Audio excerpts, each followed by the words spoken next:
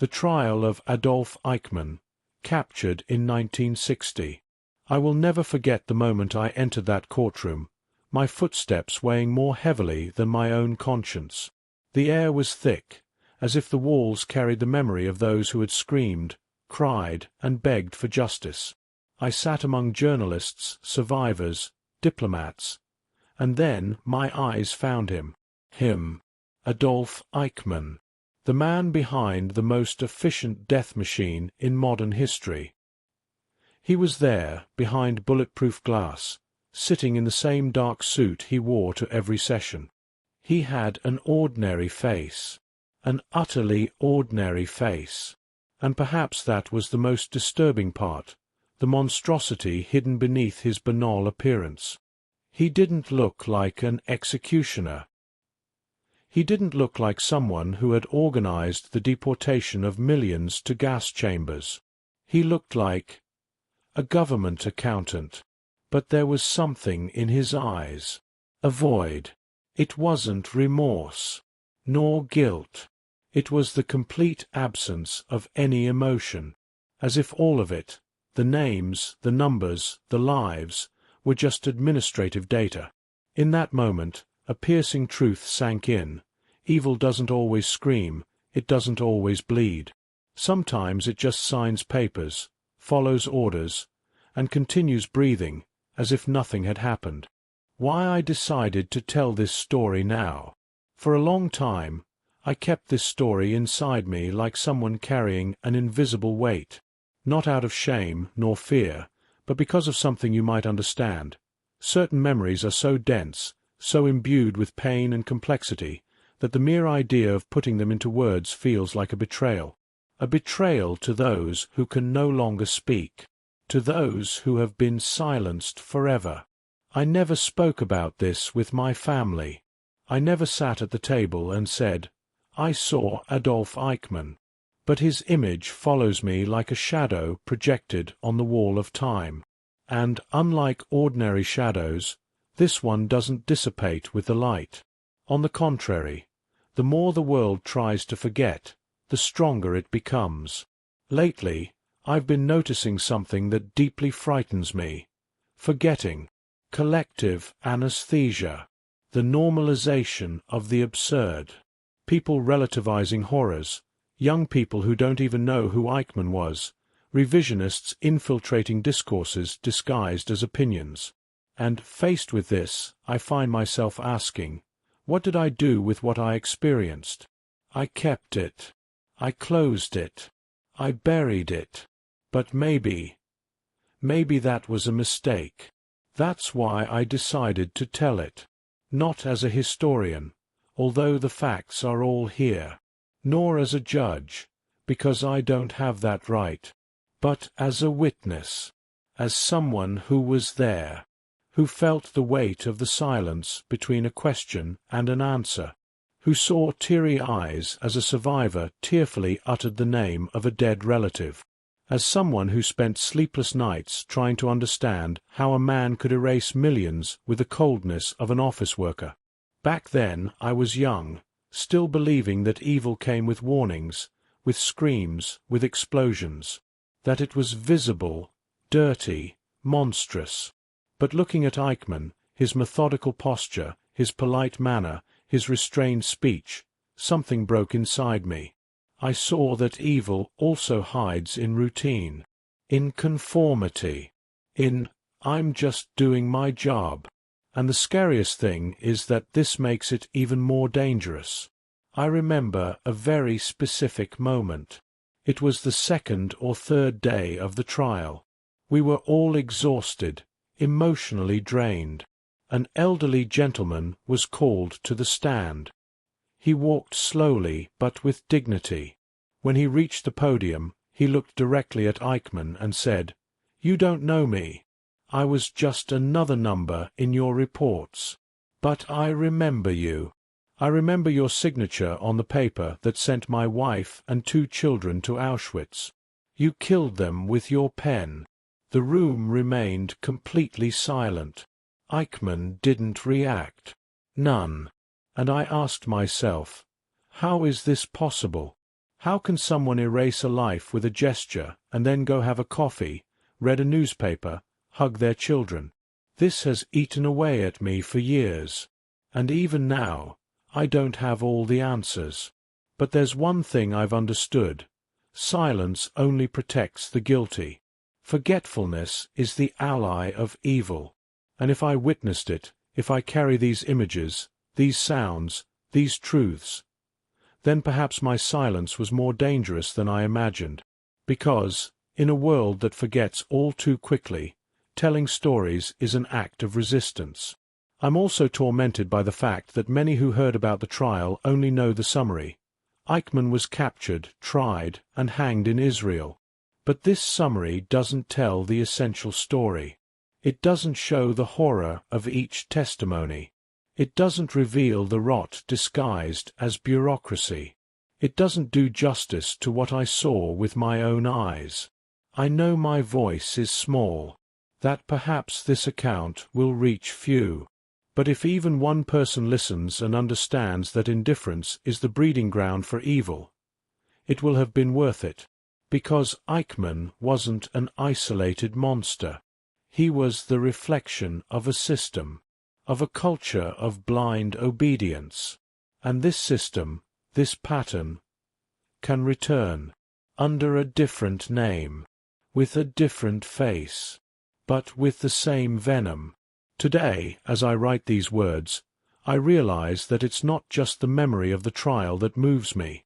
It's the memory of all those who couldn't tell their stories, those who disappeared on the trains, those who turned to ash without a grave, those who were forgotten even by their own descendants. If my voice can, in some way, be an extension of theirs, even if it's faltering, even if it's late, then I have no right to remain silent any longer. You, listening to me now, might think this is just another story about the past. But I ask you, don't listen as a listener, listen as a watcher. Because the Eichmann trial didn't end when the verdict was read. It continues today, in the way we remember, or choose to forget. And perhaps that's why I've never been the same. Ok sabiamos sobre Eichmann ontes de captura. Ontes de velo no tribunal. Ontes de discutir sua voz fria e precisa. Ontes de sentir o peso invisível de sua presença. Adolf Eichmann já era nome que me assombrava. Mos naquela pouca, ele era mais fantasma do que homem.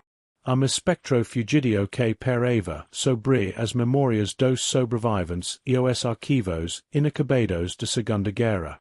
Nome murmurado nos corredores dos redacos, nos encontros discretos entre investigadores, as conversas atravessadas entre aqueles que sabiam demais, e aqueles que fingiam não saber de nada.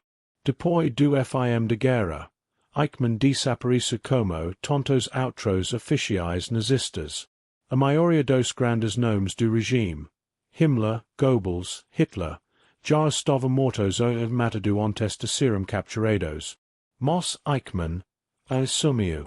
Evapora no chaos basguerra, como rato escapando pelos esgotos de historia. Sabiamos que ele tinha sido pecachev na arquitetura de soluco final.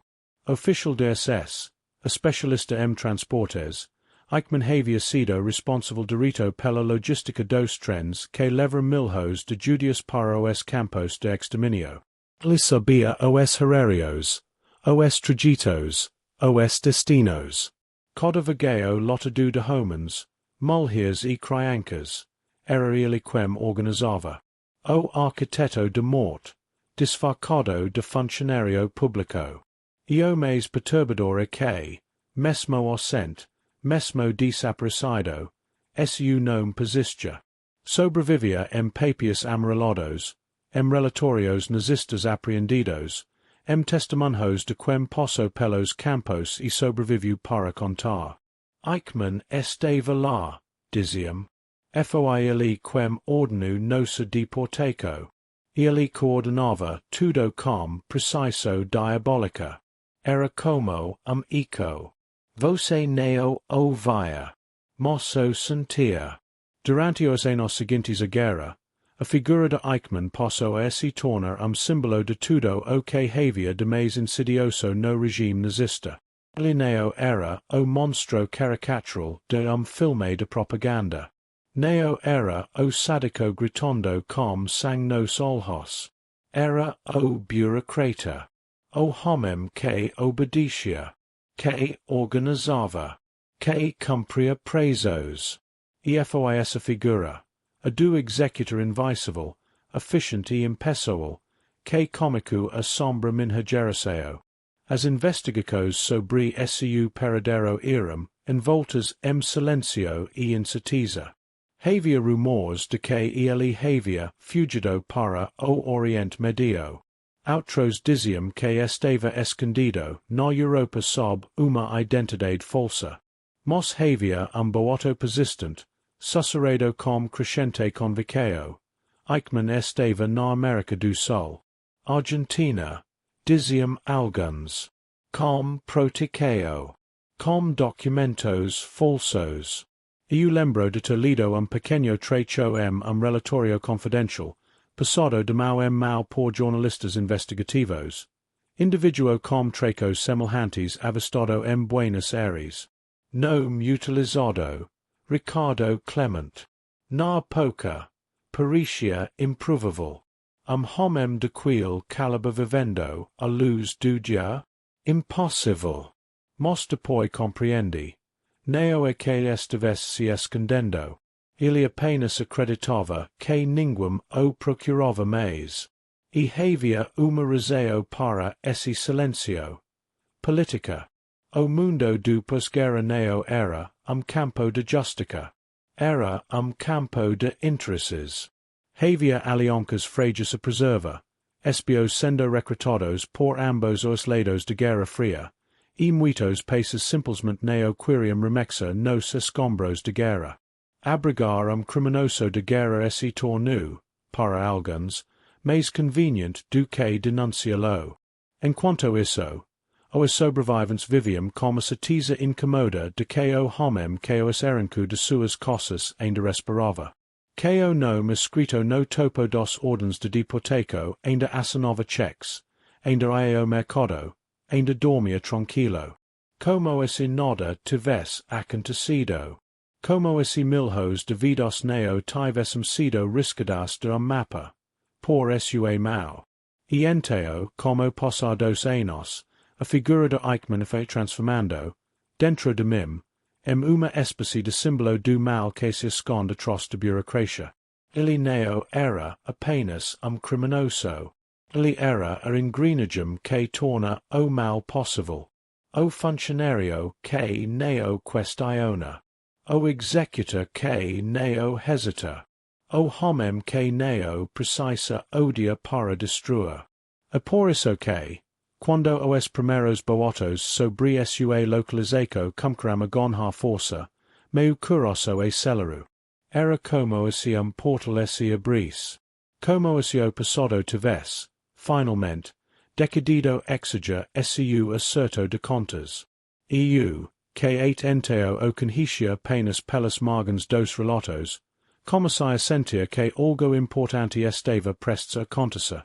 Foi nesse clima de tensão e expectativa que o nome Ricardo Clement reapareceu.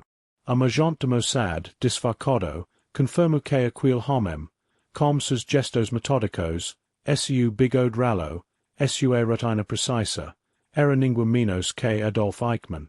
Capturado pelas sombras, exposto pela paciência e pela coragem de quem decidiu que o silencio neo seria eterno. Non noitem que recebi a confirmação de captura, neo consegui dormir. Fiquei andando de lado para o outro no apartamento, encarando a escuridão. Neo era euforia. Era medo estranho. Frio no estômago. Porque agora que ele havia sido encontrado, ele teria que ser ouvido. Eu sabia que ouvir aquele homem seria como olhar o abismo. Eu estava prestes a olhar. The day the Mossad found him in Argentina. When I received the news, I didn't immediately believe it. It was a muggy morning, and I was in the newsroom, trying to finish a story on some other topic. I don't even remember what.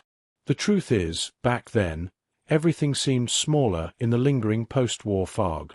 But that morning, something changed. A colleague of mine, an older reporter who often drank more than he should have, rushed in with a crumpled piece of paper in his hands. "It's him," he whispered. "The Mossad has Eichmann. In Buenos Aires." For a second, time stood still. I stared at that paper as if it were about to catch fire in my hands. Those words, so simple, so direct, had the power to reopen wounds the world had been trying to bury for over a decade. Eichmann was alive. Eichmann was walking among the living. Eichmann had been found. In the hours that followed, I felt like the entire world had held its breath. Information was scarce, shrouded in secrecy, but some pieces began to fall into place, and what emerged was something worthy of a spy novel. Except it was all real.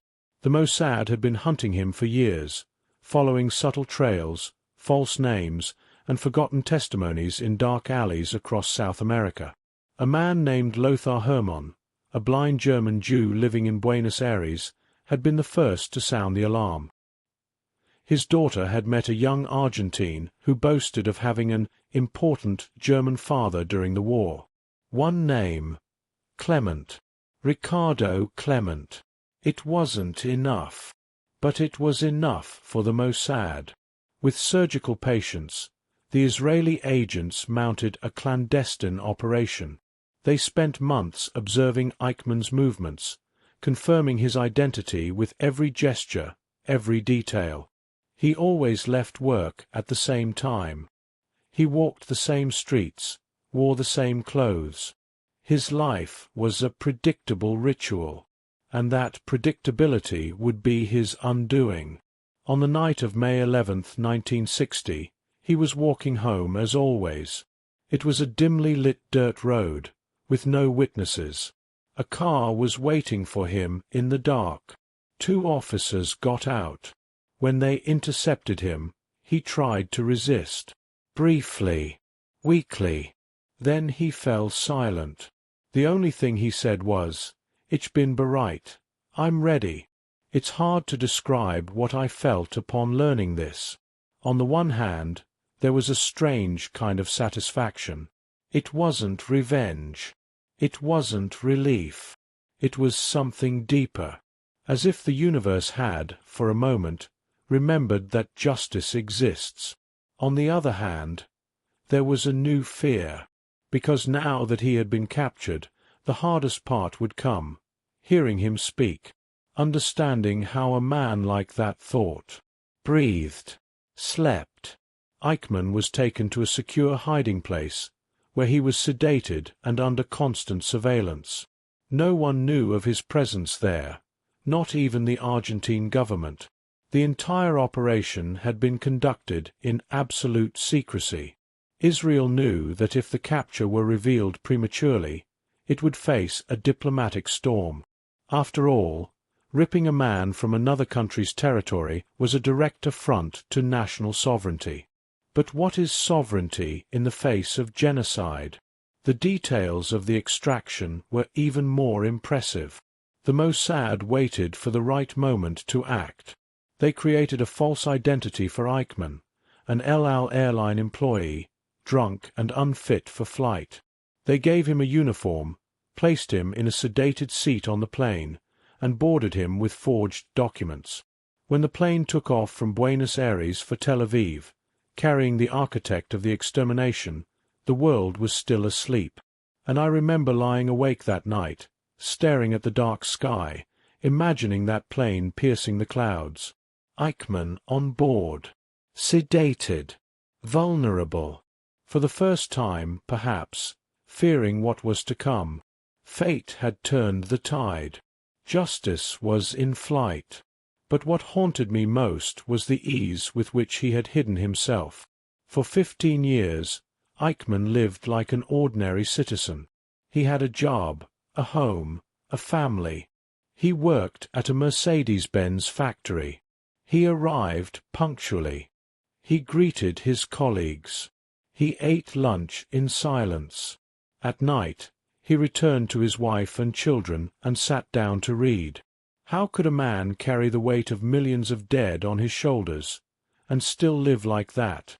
How could someone who saw the piles of bodies up close, who coldly organized the train schedules so that death would be more efficient, sleep peacefully, listen to music, pay bills, make plans? The answer eluded me, but one thing was certain. He wasn't hiding out of shame. He was hiding because he knew the world wanted to forget him, and perhaps, deep down, he felt he deserved this protection, as if his role had been merely that of a faithful servant, not an executioner. Deep down, he believed none of it had been personal, and perhaps, for him, it really wasn't. But for us, it was too personal to ignore, too personal to forgive. And that's why, when the plane landed in Israel, and Eichmann's presence was finally revealed to the world, I knew I was facing something much greater than a simple capture. It was the beginning of a new chapter, a chapter of confrontation, of truths exposed, of silence broken. The world would finally see the face of the evil bureaucracy, and I would be there, to see it with my own eyes. O sequestro secreto, como elevedu para Israel, homomentos que a historia acantis silencio, sem tyros, sem explosos, sem manchits, so coro parodo na calcoda, volto paxodo para dentro, e uma sombra menos andando entre os vivos. E opera que levu Adolf Eichmann de volta ao Tribunal de Historia neo, foi apenas fito da intelligência israelense. Foi auto de coragem, quais suicida, conduzido completo segredo. O acompanhai tudo de longe, como quem observa travaio a se formar no horizonte. Sabia que algo colossal estava prestes a acontecer. Mos neo podia imagina o queo meticuloso e arriscado seria coda segundo dessa coda final. Depois de semanas de vigilância, a Mossad decidiu agir. El sabiam onde ele morava, sabiam sus horarios, sabiam atem que passo de caminhada ele cocava o nares. O homem que enviu milhos para a morte-havia esse tornado, ironicamente, previsível. Isso o tornava vulnerável. E naquela noite, 11 de maio de 1960, eu fazia a ideia de que seria a última vez que pisaria naquele caminho de terra. O agente que liderava a missão era Heroni, homem que conhecia Eichmann muito bem. Neo apenas suas ficos o su passado, mos su pedreo, su silencio, sua frisia. Era como se tivesse estudado a anatomia do mal movimento. Havia outros como ele claro. Rafael Aiton, que viria a se tornar dos grandes nomes da inteligência israelense, também estava presente. Todos os agentes sabiam que neo tomou uma segunda chance. Ero, barulho, grito, e tudo poderia rua. O plano era simples. Na teoria, coro estacionado, dois agentes à espera. Quando Eichmann se aproximasse, seria rendido, jogado no banco de trás e levado a esconderijo seguro. Nenhuma violência excessiva. Nenhuma testemunha. Tudo deveria acontecer rápido, limpo, invisível. Mas, como sempre, o papel aceita tudo. A realidade, neo. Naquela noite, Eichmann se atrasou. Os agentes cumpriram a sua. Cada minuto parecia uma eternidade. Cachorro leixo ao lunge. Coro posso devagar demais. Por momento, pensaram que havam sido descobertos. Mas então, ele apareceu. Caminhando calmamente. com aposta de trabalho nas maus. Cansado. Despreocupado. O caro ligo. A porter esse ebrio. Zvi e heroni esse aproximu. Fingindo estar em apuros. Eichmann hesitu. E enteo, number movimento rapido. Foi agarrado pelos dois lados. Luto. Fraco. Tentu gritar. Amauder urgent tampo sua boca. Foi emparado para o chao. Algemado. Encapuzado e jogado no carro. Durante o tragito ato esconderijo. Neo dis uma palavra. Talvez soubesse. Talvez tivesse compreendido finalmente. Que sua fuga havia acabado. O esconderijo ficava berro afastado de Buenos Aires. Era uma cosa comum. Com cortinas grossas e portas reforcadas. Oli. Eichmann foi mantido silencio absoluto. Sedado. Vigiado 24 horas por dia. A cada passo dos agents. Atenção era palpável. El sabiam que o governo argentino poderia descobrir. Que a prisão era tecnicamente illegal. Que uma denúncia colocaria tudo a perder. Moça convicao deles era maior do que qualquer burocracia internacional. Nos horas que seguiram o sequestro, Israel preparava o passo seguinte. Extrair Eichmann do país sem levanta suspeitas. E foi que comico a parte mais delicada. Como transportar o homem mais procurado do mundo por via aérea, cruzando fronteiras, passando por aeroportos, sem que ninguém notasse? A resposta foi uma operação desfocada dentro de outra operação. Israel estava prestes a celebrar o 12º aniversário de sua independência. Uma delegação oficial síria enviada à Argentina para participar de eventos diplomáticos e culturais. E dentro dessa comitiva, colocariam passageiro extra. Eichmann, de pedo uniformizado, e com passaporte falso, como se fosse membro de triplicao. O plano era arriscado. Audacioso. Quase absurdo. Mas funciona. Na noite de 20 de maio de 1960, Eichmann foi preparado para a viagem. Os agents o vestrum com uniforme de elal. A companhia aérea israelense. Diram-lhe documentos falsos. Injetaram sedativo.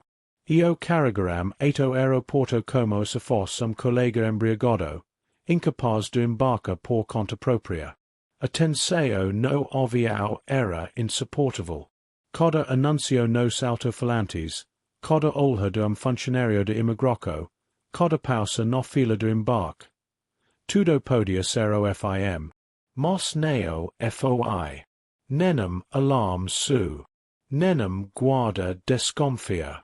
O avião decolou sob as luzes tenues do aeroporto de Ezeiza, levando consigo o homem que pensava ter escapado para sempre.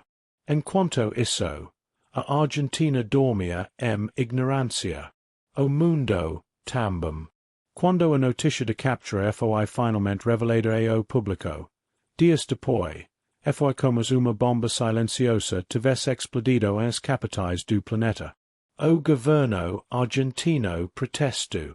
Algo violacao de soberania. Mas já era tarde. Eichmann estava Jerusalém. E mais importante, estava vivo. Preso. Preparado para enfrentar os ecos de Código que enviou para a morte. E me lembro exatamente onde estava quando a primeira imagem dele solo israelense. Estava cosa, diante do radio. A voz do locutor tremeu. Adolf Eichmann está sob custódia Israel. Foi capturado pela Mossad e será julgado por seus crimes. Foi como se a história tivesse parado por segundo para respirar. Suspiro longo e pesado.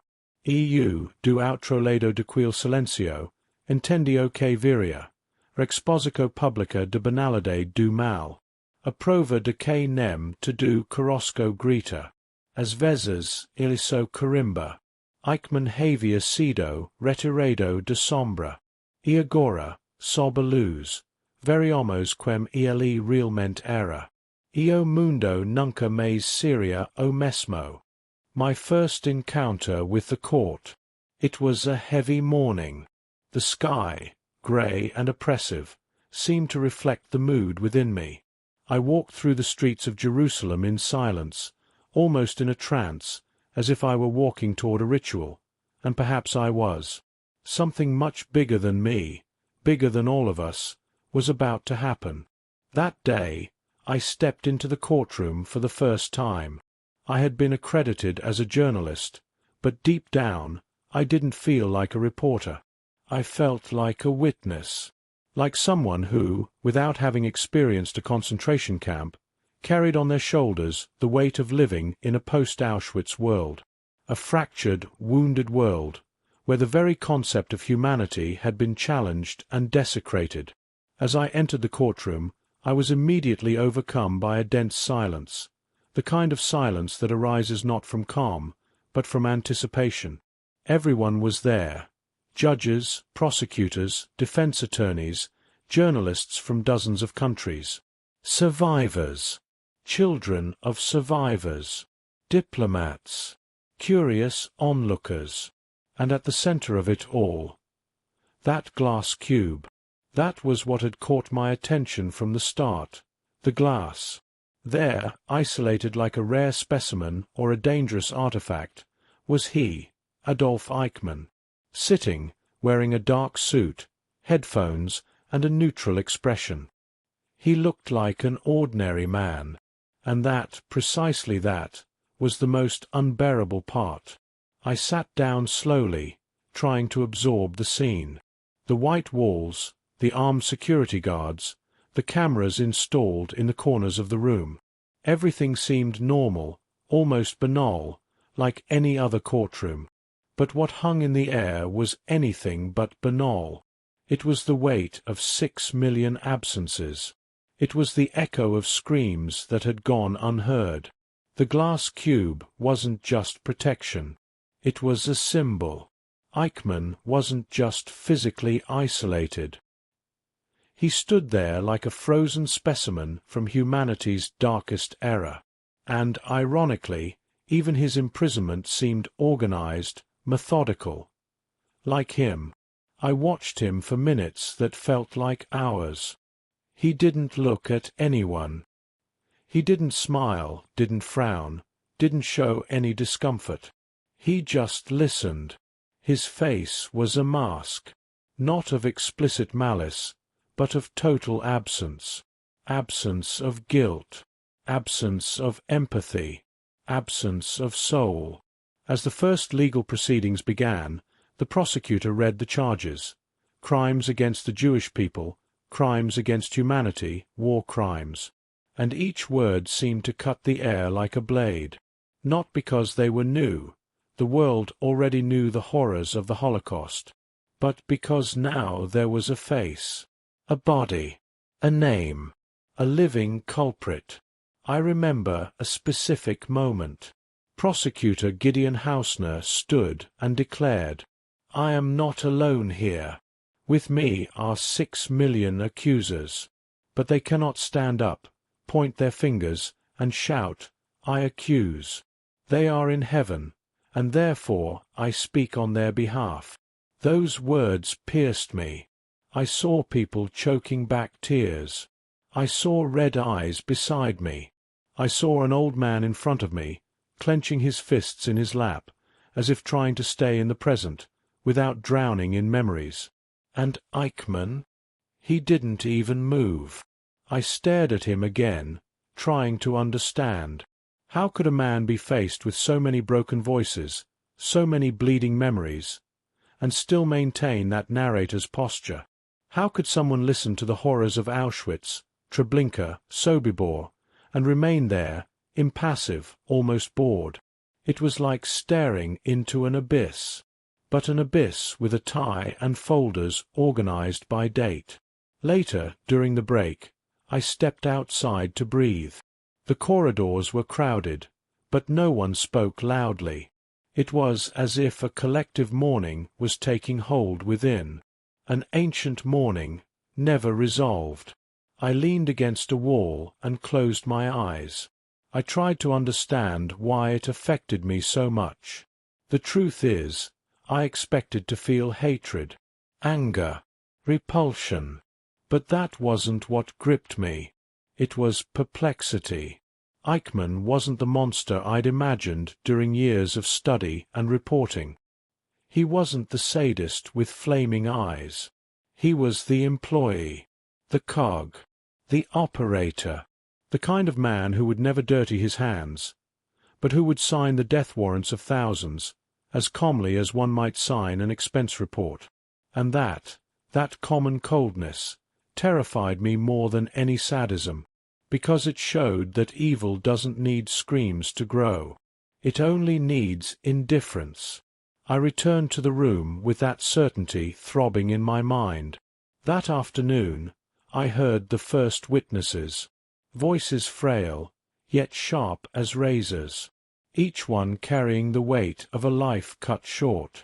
One woman recounted how she was separated from her daughter on the Auschwitz ramp. Another man described the crowded trains, the smell of death, the sound of doors being locked. And I couldn't take my eyes off Eichmann. He listened. He mentally translated what he heard. But he didn't react. There was no anger, no regret, just that expression of a tired bureaucrat. And, for the first time, I felt true fear, not of what he had done, but of what he represented, because I realized that Eichmann could be anyone, a department head, a manager, a neighbor, a respectable citizen. And that's exactly what he was. Until one day, his job involved the methodical transportation of human beings to their deaths. That night, I didn't sleep. I kept replaying his face, his rigidity, his soullessness. I remembered every word spoken in court, the silence between one question and the next, the whisper of a witness, the heavy atmosphere, the certainty that something much greater than a trial was happening there. And inside me, a single phrase repeated itself over and over. This is how evil survives, not with blood on its hands, but with clean hands and a clear conscience. The surreal atmosphere in the Jerusalem courtroom. It was difficult to explain what one felt inside. The Jerusalem courtroom seemed to exist outside of time, as if suspended between the ruins of the past and the urgency of a present that still didn't know how to heal. Every time I entered that room, I felt as if I were crossing an invisible border, not just geographical, but spiritual, a portal between civilization and the abyss. It wasn't an ordinary trial. It wasn't even just an Adolf Eichmann trial. It was something bigger, much bigger. It was a people's desperate attempt to name horror, to transform pain into words, memory into proof, silence into voice. There were cameras everywhere. The trial was broadcast live, an unprecedented feat the world was watching. Millions of eyes fixed on a small courtroom in Jerusalem. But the most disturbing thing was that, even surrounded by journalists, diplomats, lawyers, security guards, translators, cameramen, it didn't feel like a spectacle. It felt like a lament. It was a room full of dead people. They weren't in their chairs. They weren't walking the aisles. They weren't drinking coffee during breaks. But they were there. You could feel them, in the air, in their gazes, in the prolonged silences. Each witness who took the stand brought with them the absent, the unburied children, the murdered mothers, the shot brothers, the muffled screams in the gas chambers. And in the center of it all, protected by a bulletproof glass dome, was the man who made it all possible with stamps and orders, Adolf Eichmann. There was something unreal about watching him there, so close, yet so distant. His impassive, almost bored face suggested he believed he was participating in a simple administrative hearing. He seemed more concerned with the simultaneous translation than with the horrors being recounted before him, and that made everything even more suffocating. I remember one specific day. A witness, an elderly man, stepped up to the podium with the help of a cane. His hands trembled. He stood before the microphone and stared at Eichmann. He said nothing for a few seconds. He just breathed. He breathed as if each breath were an effort not to collapse. And then, in a hoarse voice, he said, "You don't remember me. But I remember you. You were the one who controlled the trains. You sent my wife and children to their deaths. And I continue to live." The room remained completely silent. Eichmann didn't even look up. I kept asking myself, at what point in a man's soul does empathy die? How do you turn the act of murdering millions into a logistical procedure? What happens inside someone for human life to become a statistic? For the crying of a child in a locked train car to be just operational noise? The surrealism of that trial was this: the brutal distance between the content of the testimonies and Eichmann's expression. It was as if there were a veil, an invisible glass between the words and him. People said, "I lost my family. I saw children burned alive. I was thrown into mass graves and survived," and he simply wrote them down. Sometimes he scratched his chin. Sometimes I adjusted my glasses. The banality of evil was there, before us, pulsing almost unbearably. During breaks, I wandered the corridors. Everyone walked slowly, as if their steps weighed twice as much. No one spoke loudly. It wasn't fear. It was reverence. It was as if we were inside a mausoleum, a living mausoleum, made of words, memories, and raw pain. I saw journalists who had covered entire wars leaving the room with tears in their eyes.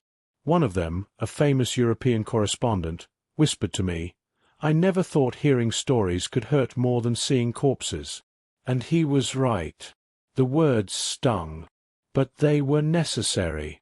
Each witness was a brick rebuilt in a real wall, a cry against denial, against forgetting, against the indifference that allows horrors like this to happen again. Eichmann wasn't just a defendant. He was a mirror. Looking at him, we were forced to look within ourselves, at our silences, our blind obedience, our excuses, because he didn't act alone. He was part of a machine built by millions of small decisions, small ethical deviations, small omissions. The courtroom was a temple erected against denial, and at the same time a minefield of pent-up emotions. I remember another moment, on the fourth day of the trial. A woman described how she hid her own son in a hole in the ground, how you covered his mouth with your hands so he wouldn't cry, how you felt him struggle, and how, later, you discovered he had suffocated his own son so the SS soldiers wouldn't find them. The entire room held its breath. I held on to the edge of the bench, trying to maintain my composure. Eichmann didn't even blink. The contrast between the horror he narrated and his indifference was an invisible blow to each of us. But there, in that courtroom, despite the atmosphere of mourning and awe, there was also something sacred, because we were, all of us, participating in an act of resurrection of truth, a ritual of remembrance, a gesture of resistance against the darkness. Eichmann never raised his voice. He never screamed, nor tried to flee, because he didn't need to. His crime wasn't one of overt brutality. It was one of efficiency, of obedience, of absolute coldness. And perhaps that's why the trial hurt so much. Because he wasn't a demon. He was a man. And if a man can do that, maybe we all can. 8. The most disturbing testimonies. I think there was a moment, inside that courtroom, when I stopped breathing. I don't remember exactly when it was. It could have been on the 2nd or 3rd day, or maybe even the 10th. Time in that room seemed to work differently, slow, suspended, as if each minute carried with it the weight of 1,000 dead voices. But what I do know is that, at a certain point, I simply stopped. I held my breath, and for long seconds I stood there, staring at the man inside the glass cube, trying to find any shred of humanity in him. But it didn't come. It never came. What came were the voices of those who survived. Trembling voices, hoarse, voices stitched together by memories no one should have. Each testimony was like diving into a bottomless abyss, and emerging with dirty hands, a tight throat, and eyes lacking enough tears. I remember the first one that made me shudder. He was a thin, pale-faced man, with a camp number still tattooed on his forearm. He ascended the platform with slow steps, but with steady eyes. He asked for no mercy, no sensationalism. He simply said, "I will tell you what I saw, not what I heard, what I saw." And then, with an almost unbearable calm, he recounted how he had been placed in one of the train cars. He said the train was so crowded that no one could sit or move. People were dying standing up. Children cried until they lost their voices. The smell of urine, feces, despair, made the air unbreathable. And then, with a tone that seemed to carry 1,000 centuries of contained pain, he said, "When we arrived at Auschwitz, a man in an SS uniform looked at me and pointed to the left. My father went to the right. I never saw him again. This man, later they told me he was Eichmann." The camera cut to the glass cube. Eichmann, as always, stared into space. Maybe he pretended to listen. Maybe he really didn't. Maybe, for him, it was all just a repetition of voices that didn't matter. But for us, no. For us, each voice was a hurricane. The next day, it was a woman's turn. She entered the room as if walking through a ruined cathedral. Her face was like stone, but her eyes were at war. He told how, as a young boy, he saw his 10-year-old sister being dragged by soldiers into a truck. He said he tried to follow her. He screamed. He begged. And she was pushed back with the barrel of a rifle. His mother, beside him, fell to her knees. The next day, they learned that the children in that truck had been thrown into a ditch and burned alive. Yes, burned alive. The room fell silent in a way I've never heard anywhere else. The whole world seemed to stop. And, like a mantra of horror, the woman repeated, "I heard it. I heard the screams." She didn't cry. She didn't tremble. That was all she said. And then she left. The prosecutor, Gideon Hausner, sometimes had to interrupt the reports. Many fainted. Others vomited. It was common to see paramedics rushing in. And even we, sitting, just listening, we left there sick, emotionally poisoned. Another witness, named Arnold, told how he worked in one of the crematoriums. He was forced to carry the bodies of other prisoners, including those of his wife and 2 children. He told how he recognized his wife's shoes amid a pile of corpses. He said he stood there for hours, holding her body in his arms, until a guard beat him and forced him to throw her into the fire. Since then, he said, Every time I close my eyes, I smell her burning flesh. There was no reaction from Eichmann. But inside me, something cracked. Like glass. There were days when I thought about not going back. About not subjecting myself to that emotional burden again. But something greater was pushing me. A kind of silent pact with the dead. As if, by listening, I was helping to sustain a shred of the dignity that still remained in those stories. It was unbearable. But it was necessary.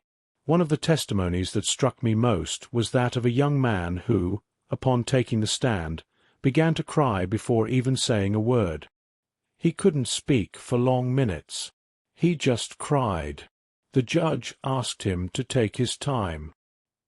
He took a deep breath and finally said, "I was the only survivor of a train car with 300 people." He said he stayed among the bodies for days, pretending to be dead. He survived by drinking rainwater that ran down the side of the train, and when the train stopped, the soldiers thought everyone was dead. He was thrown out with the other corpses. Only he was still alive. He told this in tears. And yet, Eichmann didn't move a muscle. I think it was that day that I understood. He truly believed he wasn't guilty. His entire defense was based on the idea that he was just following orders, that his job was logistics, that he never killed anyone with his own hands. But what he didn't understand, or pretended not to understand, is that the greatest evil is the one that disguises itself as routine, that hides behind efficiency, that turns people into numbers, that sees millions exterminated and still sleeps peacefully. Eichmann was that. The cog, the screw, the man on the train. And at the end of each testimony, even without wanting to, I looked at him, not out of curiosity, but because I needed to know. I needed to see. I needed to understand if, at some point, the human being inside him would emerge. It never did. And that was the most disturbing thing of all. The face of evil bureaucracy, who Adolf Eichmann really was. From the first moment I saw him inside that glass cube, a question kept hammering at my mind. Who, after all, was Adolf Eichmann? Not the monster, not the executioner of Auschwitz, but the man behind the figure the world knew, the real man, the everyday man who made evil routine. It's hard to believe that the face of hell could be so ordinary. He didn't have the fury of a demon, nor the crazed gaze of a fanatic. Eichmann was a man in a suit, discreet, almost inconspicuous, a public servant who, by all appearances, was nothing extraordinary. But that, I learned, is what makes his story even more terrifying. During the trial, as prosecutors dismantled his defense, details began to emerge that painted a disturbing portrait.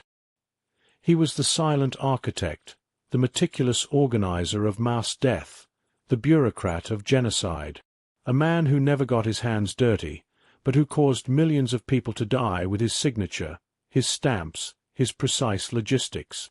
I remember listening to the recordings of his defense interviews. His voice was calm, monotonous, almost distant. He described the trains to the extermination camps as if he were talking about any ordinary administrative task, without any emotion, without any moral reflection. Each transport, each planning, was simply an operation to be completed. During the trial, his defense tried to dodge the weight of responsibility, claiming he was merely following orders. But the way Eichmann spoke revealed something deeper, a pride in duty executed perfectly, an almost pathological belief in blind obedience to hierarchy. He didn't see his victims as people, but as numbers, problems to be solved, statistics to be optimized. This ability to dissociate himself from reality, to transform horror into paperwork, was what Hannah Arendt called the banality of evil, a concept that would take on a frightening dimension in that room. For Eichmann, the Nazi machine was a system where every piece had its place, and he was just one of them. This belief in his own insignificance as an individual seemed to be his shield against guilt. But what disturbed me most was the realization that there were no clear signs of remorse. There was no genuine regret. On the contrary, he maintained an air of victimhood, a victim of a system, a victim of circumstance, a victim of history. At one point during the trial, he even declared that he did not consider himself guilty, as he had not committed murder with his own hands. For him, the distance between ordering and killing seemed to erase any moral responsibility. It was difficult to face. The notion that a human being could rationalize the deaths of millions as mere administration is terrifying. This made me reflect on the nature of evil. It's not always the scream or the explicit violence that defines it, but often the calculating coldness, the administrative indifference, the soulless routine. Eichmann was an ordinary man, but his ordinariness was his greatest perversity. He demonstrated how evil can take root not only in fanatical hearts, but in apparent normality, in silent bureaucracy, in unquestioning obedience. During the trial, I found myself staring at him repeatedly, trying to find something beyond the impassive mask, trying to discover what lurked behind that blank stare. But all I saw was a living representation of how evil can dwell in mediocrity. This realization was terrifying. If a man like that could orchestrate mass murder, what would stop others from doing the same, under similar circumstances? Eichmann's face in that courtroom was not just that of the accused, but the mirror of our own vulnerability. The vulnerability of a world where indifference, fear, and blind obedience can pave the way for the worst. And at the end of that trial, one certainty remained with me. To understand Eichmann was to understand that evil is not a distant monster, but a real, latent possibility within each of us. The day justice met evil, the final verdict. The day of the verdict arrived like an omen. That courtroom, which for weeks had become a stage of horrors and piercing silences, today seemed charged with an almost palpable tension, a mixture of anticipation, fear, and a profound desire for justice. I arrived early, as if that moment might slip away if I hadn't been there from the first ray of sunlight. As I entered the room, everything seemed too heavy for the air my lungs could absorb. The walls, the faces, the silence, the very air vibrated with the sensation that there, at that moment, history would be definitively marked. And I, a mere spectator and narrator, felt my breath catch in my chest. The judges took their seats. Eichmann, inside the glass cube, maintained his impassive, almost disdainful posture, as if the weight of those weeks had never reached him. But I knew that, inside, the pressure was suffocating. After all, the future of his life and, in a way, the symbolic outcome of what he represented, depended on that moment. The presiding judge began to read the sentence slowly. Each word fell like a hammer, echoing in my mind with a force that seemed to tremble off every wall of that room.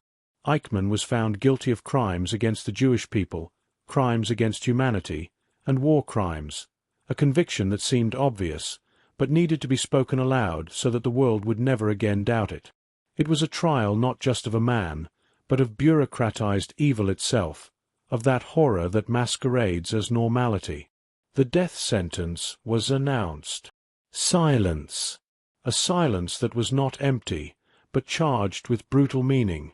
This was the end of a man, but also the beginning of a healing process for millions of survivors and their descendants. It was justice meeting evil, not as a spectacle, but as an urgent necessity. As I heard the final words, I felt something break inside me.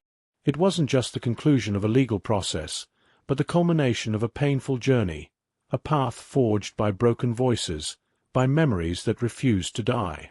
Eichmann, who had seemed distant throughout the trial, finally looked away.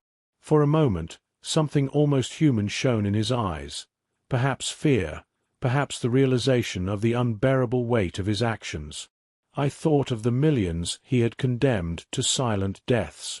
I thought of the families destroyed, the dreams crushed, the lives interrupted. And in that moment, I saw that justice was more than a sentence.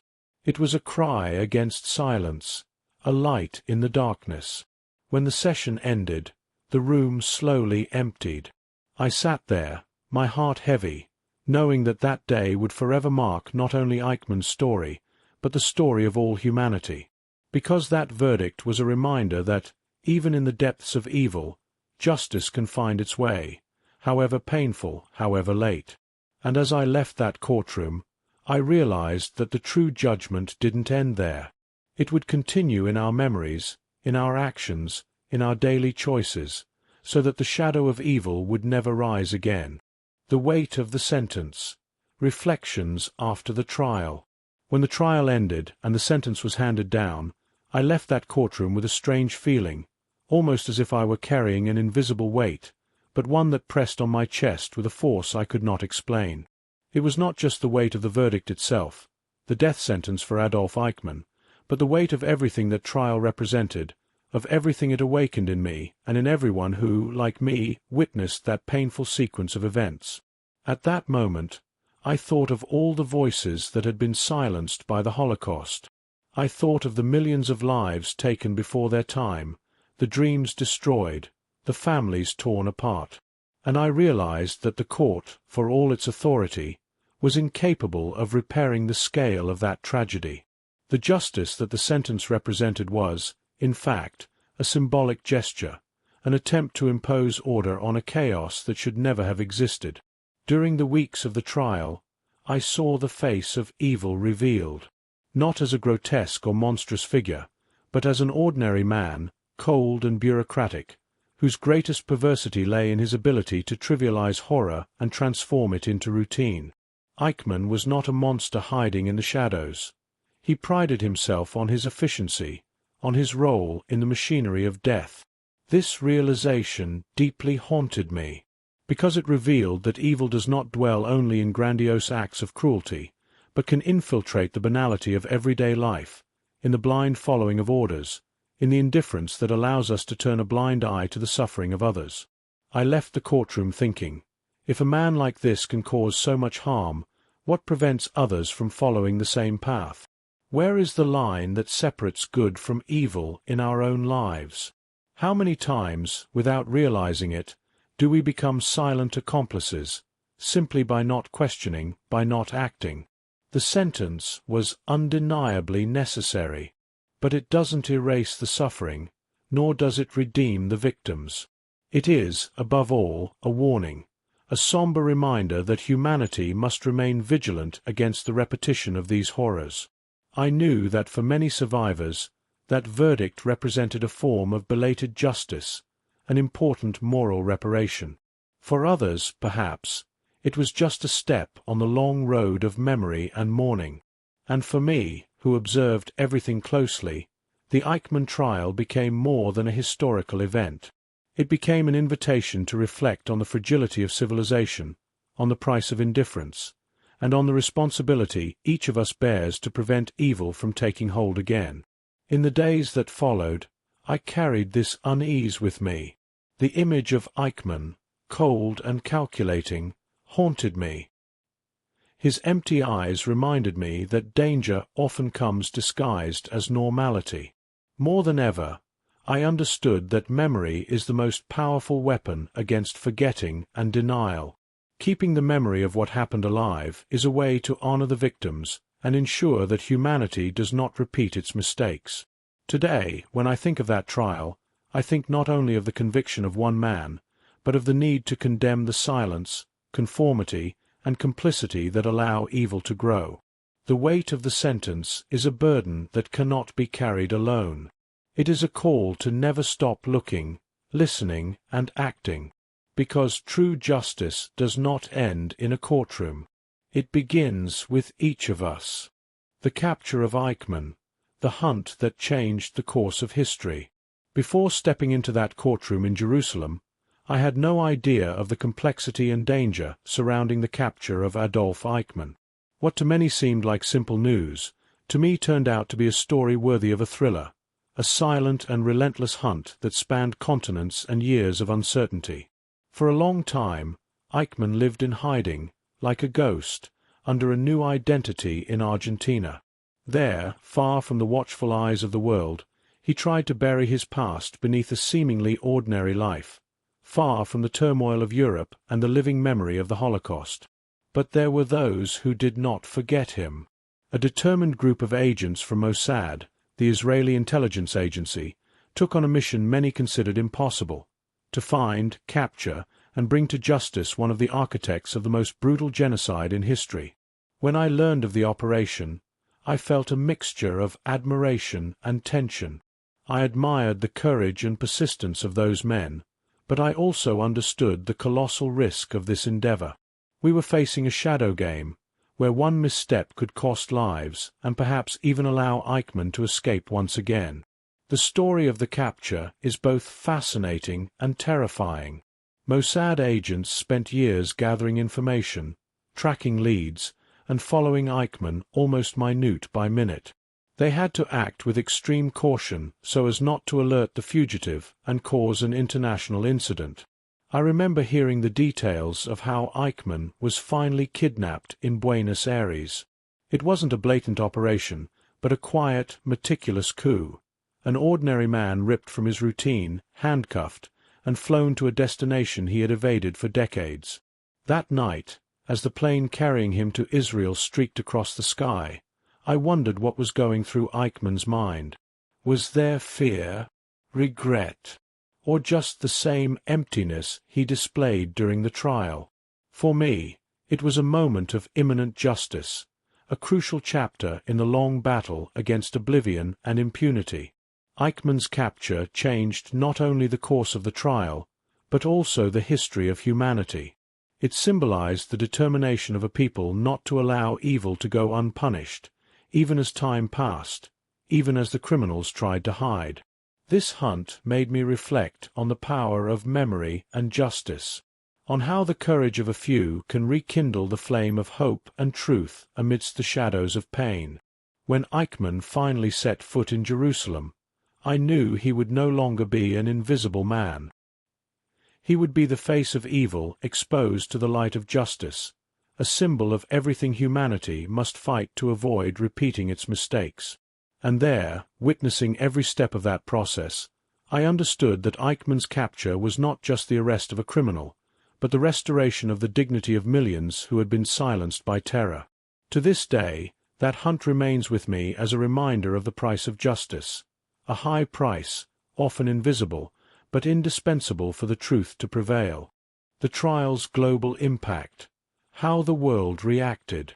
When Adolf Eichmann's trial began in Jerusalem, I knew we were not just facing an ordinary legal proceeding. That court represented a watershed moment, a moment when the entire world was forced to confront a past that many had tried to ignore or forget. And over the days, I witnessed a global reaction that echoed far beyond the walls of that courthouse. Initially, the international media was divided between sensationalism and an embarrassed silence. Some newspapers saw the trial as an opportunity to revive old wounds. Others, a painful reminder that the atrocities committed could not be erased from memory. I followed every headline, every analysis, and realized that, for many, what was unfolding in Jerusalem was something new, almost unbelievable. The scale of the trial transcended the mere accusation of one man. It was the world's direct confrontation with the Holocaust, an open wound that until then many had preferred not to touch. The witnesses' voices echoed on television and radio, in newspapers, and in café conversations around the globe. That raw, intimate account brought to the surface the pain and questions that humanity had been trying to sweep under the rug. I remember seeing the reaction of the international community, both governments and ordinary people. In many countries, the trial served as an awakening.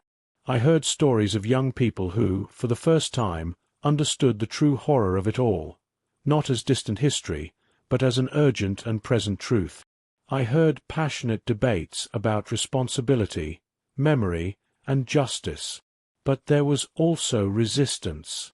Some tried to minimize Eichmann's role, or even deny the existence of the genocide, using the trial as a platform to revive denialist discourses.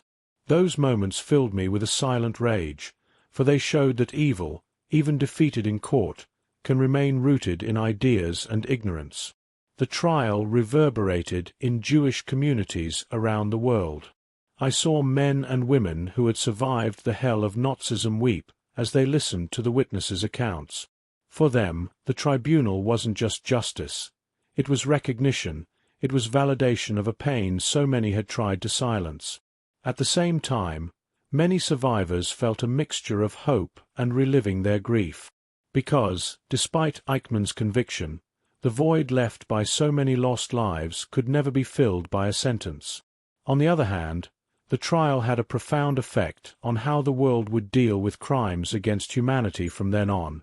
I, who followed every step, realized that that moment helped set a crucial precedent, the understanding that the world could no longer turn a blind eye to genocide and atrocities, that those responsible must be brought to justice, regardless of time or place. The press reported this with a mixture of fascination and horror.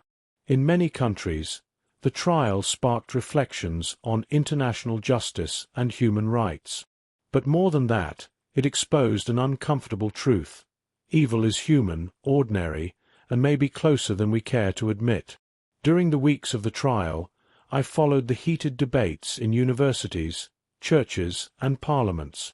I saw ordinary people confronting their own responsibilities to history, and I felt that, although the trial was about Adolf Eichmann, it was also about us, about all of humanity. In the end, the trial's global impact was a mixture of pain, learning, and warning.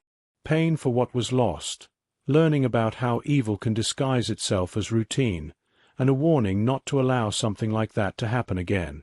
And as I walked the streets of Jerusalem after each session, I felt the weight of this collective responsibility. The trial didn't end within those walls. It continued in every revived memory, in every silent promise of vigilance and humanity. To this day, that awareness remains with me, because the impact of that trial was not merely historical.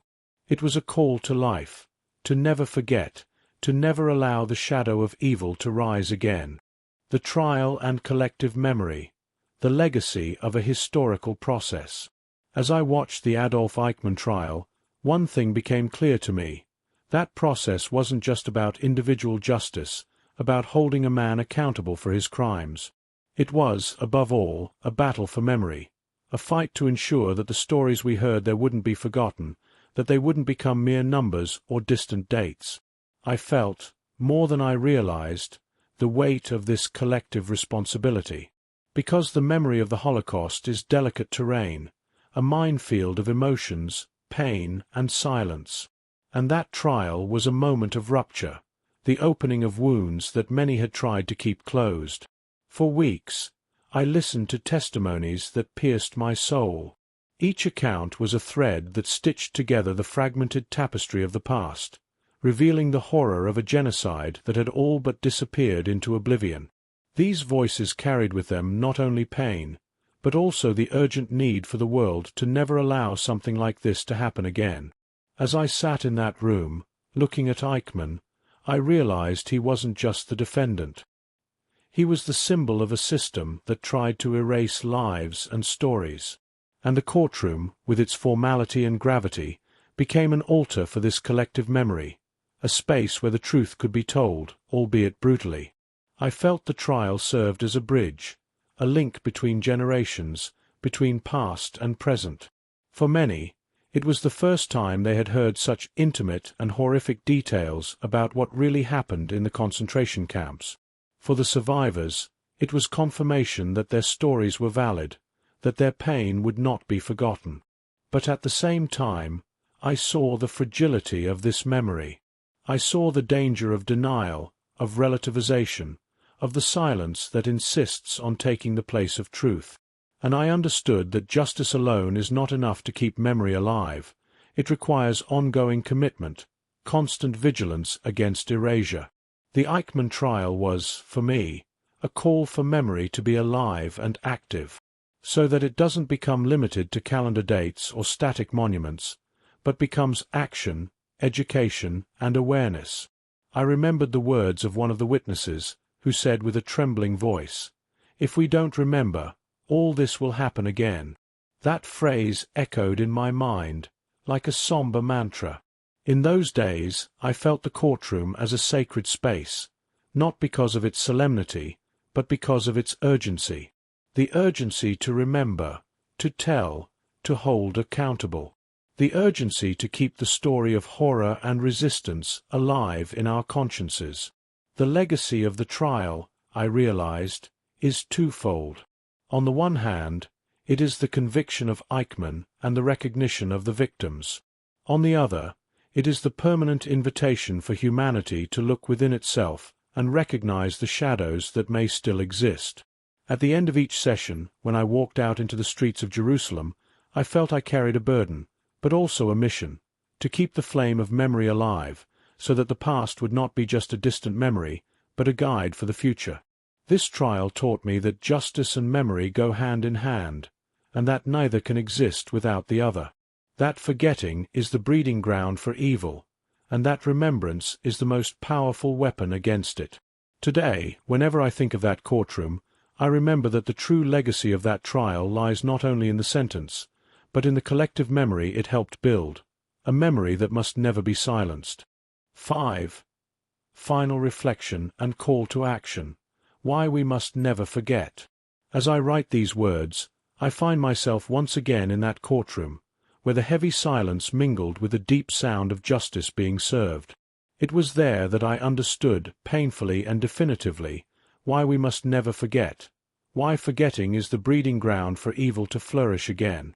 Standing before Adolf Eichmann, the man who orchestrated the deaths of millions, was an encounter with the very darkness of humanity, not only because of the evident cruelty of his actions, but also because of his serene expression, the coldness with which he faced it all, as if he were a mere official following orders.